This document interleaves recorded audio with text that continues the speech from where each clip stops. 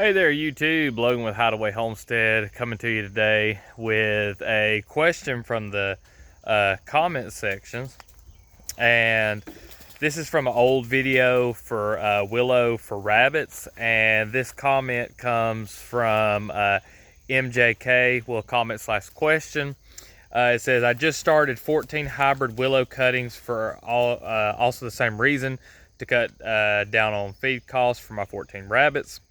My goal is to propagate enough willow trees around my half-acre fence line, 3-foot spacing, to make up the majority of my feed for my rabbits, along with moringa trees, sunflowers, Jerusalem artichokes, chard, and chicory.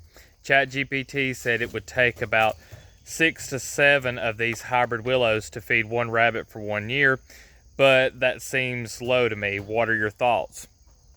So, lot to unpack there on that. Sounds like an awesome operation that you're setting up.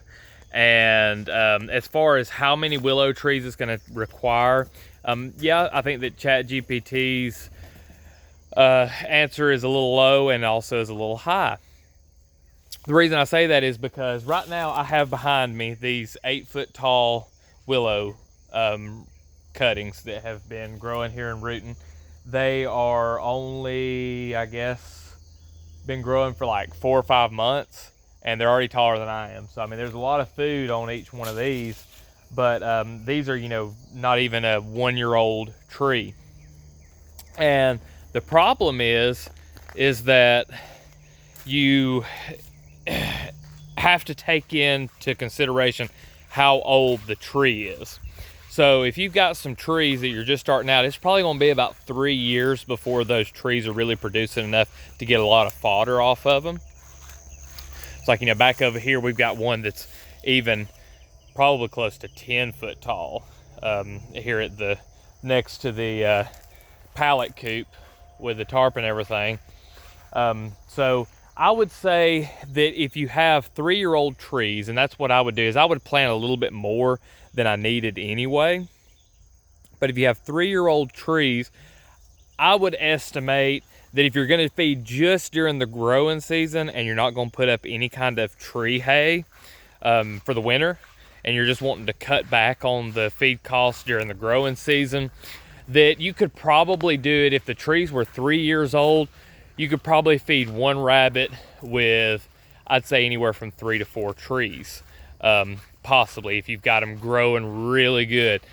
But I would lean more towards, if you're doing it for your first year, go ahead and plant a little more than what ChatGPT says. So I'm going to walk up here and show you kind of what you can be expecting in 3 to 4 years as far as size of tree.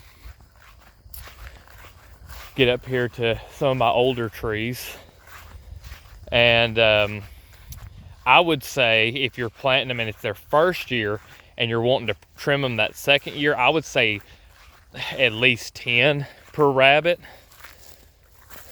to have during the growing season. But here we've got, which it's been a little dry up on these, and I haven't been using these for fodder. I've been using them for cuttings. But you can see this is like a three-year-old tree. Got a pretty good trunk on it. It's about, you know, almost about the same thickness as my wrist, and a lot of growth on it.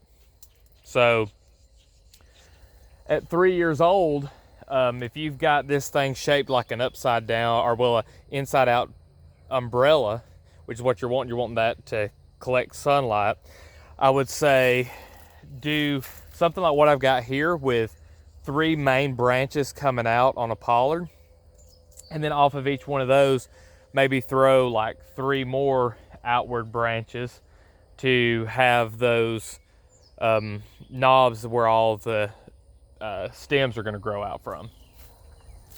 If you're just looking into like pollarding and coppicing, a wonderful book to look at is Sproutlands by William Bryant Logan. I have listened to that book, I don't know how many times now, it's a bunch. But the thing is pollarding and coppicing for tree hay and other uses is a technology that we're really rediscovering. Even people that have kind of kept it alive over in Europe and Asia, and even some in Africa, and even some here in the U.S., some of the Native Americans have some traditions of different types of pollarding, and but it's still like knowledge that has been so forgotten. In that book, he talks about a lot of the history and how people used to be experts in it. I would say that most people now, even the ones that do it a lot, are not really experts. So getting the trees to where they're going to produce enough for your animals. I know in like places like Norway, they put them on 5 or at the most 5-year rotations for animals to eat. So, you know, anywhere from 2 to 5 years. And I think that's the ideal amount of time. If you give them, 2 years, have each tree have a rest for a season. So I would plant enough trees to be able to give half of your trees rest. So let's say you've got, I think you said 14 rabbits. Let's say that you grow a couple of trees for each of them just to supplement your feed. Or if you're going, more for I want to feed them the whole growing season, let's say you did 140 of them. That second year of them growing, you could cut them all and then let them go on like a half and half rotation. So instead of having 10 trees that you feed them one year, do maybe 5. So that was kind of a really long answer of not really giving an answer. But I would say anywhere from about 5 to 10 trees. So, ChatGPT was pretty close. It was high and it was low. It's kind of right there in the middle. So 7 trees might be a good number. It might be. But there's just so many variables that go into that. I would personally lean towards doing about 10 or more.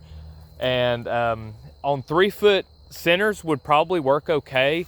I like doing mine on 5. That's just my preference. It seems like you have a little bit more room in between the trees. But one of the things that we're going to be doing on our property is doing a lot of willow fencing.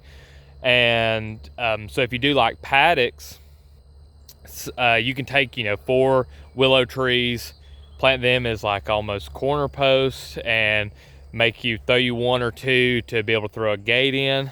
And if you plant that, you can go and cut, say you cut the east side one year, and then you cut the north side the other year, and then you cut the west side and then the south side of that paddock. That gives you a 4-year rotation of being able to, trim that down and give it to your rabbits or whatever animal you might be feeding. So I hope that this question was helpful. I really appreciate comments like this one that have a question and, things that people in the community are doing, just because it gives me ideas for videos. I feel like sometimes there's some of my videos that do really good and there's some of them that don't, just because maybe the topic or perhaps it's not something that really spikes any interest.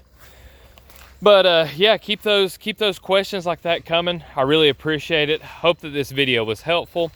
And if you liked it or found any value in it, go ahead and leave a like. If you've got any comments or questions, ideas for future videos, drop those down below. And if you haven't subscribed to the channel already, go ahead and do so. I drop a video like this every day, Monday through Friday. I appreciate all y'all watching, and we'll see you in the next one.